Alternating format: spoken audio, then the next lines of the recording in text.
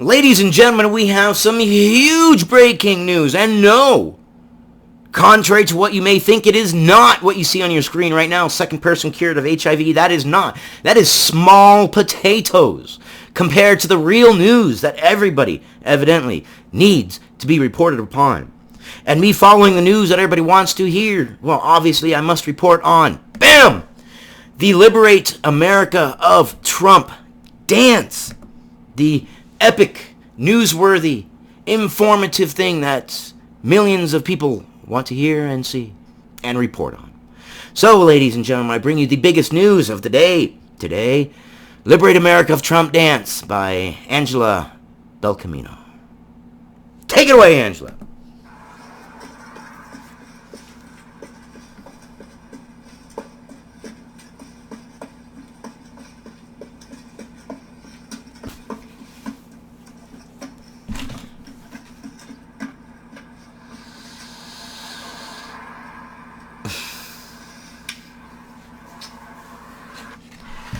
Yes, I have never been so informed and riveted in my life. Yeah, let's go back to the secondary news that nobody cares about.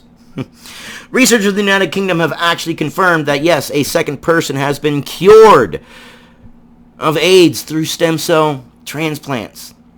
Now, I did a story on this one. I did an entire video on the Berlin patient, Mr. Timothy Ray Brown. In 2007, he'd been the first person ever who doctors had declared cured of HIV, and he just recently decided to go public and not be anonymous. His journey was not straightforward. After having received an HIV diagnosis in the 90s, Mr. Brown received antiretroviral treatments, which was a normal course of action for AIDS back in the day. However, later on, he also received a diagnosis of acute myeloid leukemia, for which he eventually required a stem cell transplant. And as things go with scientific advancements, you take the opportunities and use the opportunities to advance other opportunities, and great opportunities come out of two opportunities, if you know what I mean. As he was looking for a suitable donor match, his doctor had a crazy idea to try a wonderful experiment. He looked for a donor with a specific genetic mutation that made them practically immune to HIV. Kind of sounds like running into X-Men era. A genetic mutation that makes them immune to HIV. Was it a genetic mutation? I don't think it's a genetic mutation at that point. At that point, I think it's more of a genetic advancement, you know? Receiving stem cells from this donor, it turned out, not only treated Mr. Brown's leukemia, but has also cured the HIV infection. That's two people. For those of you who don't remember or are too young for the HIV thing, back in the day, HIV was our big C. It was the big bad that everybody was scared of, that you heard everywhere. Public service announcements, commercials, foundations, everything, everywhere, and it was deadly and devastating. So this is big news. But you guys want to watch the Angela Belcamino on Twitter dance her Liberate America from Trump dance, right? Is that that's what my emails are telling me. Now, as a study featuring in the Lancet shows, another person has officially been cured of HIV, also thanks to a stem cell transplant. Now, you guys remember, I mean, back in the day when they were saying stem cells were the future, that we were going to be able to live 1,000 years with stem cells, that if you needed a heart transplant, then what you do is you donate your own stem cells, and they will keep them on file, and then when you need a heart, you need a lung, you need a kidney, they'll just take your own stem cells, put them in, and they'll grow your own organs, and they'll literally be your own organs. Remember that? Well, maybe we'll actually get there someday, but hey, you know what? I'll take this Jeep. This Jeep. Yeah, I'll take a Jeep, too. I'll take this leap.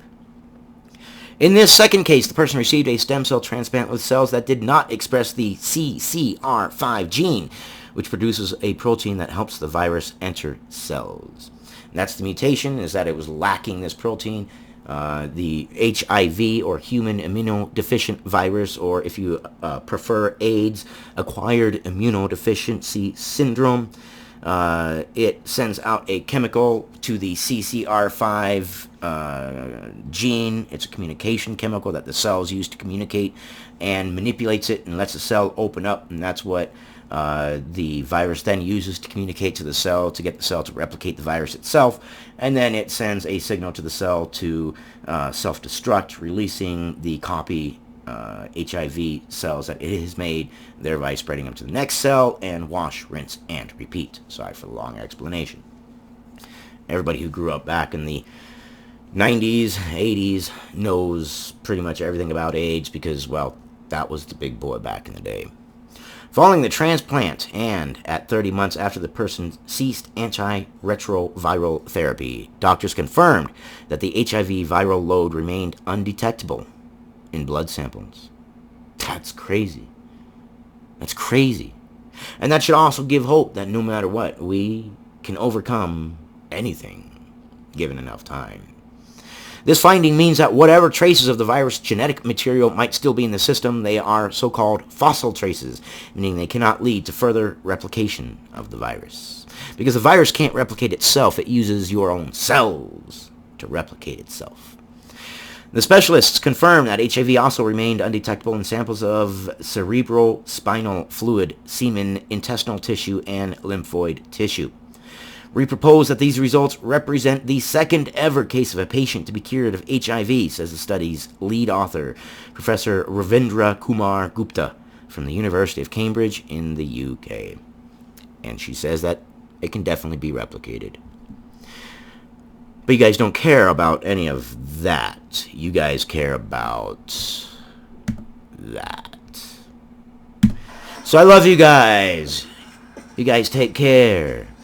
I will keep you informed with whatever news you choose. I'll see you on the next one. The dance of the future, ladies and gentlemen. The dance of the future. We're all going to be doing this at political rallies and protests from now on. I'll see you guys in the next one.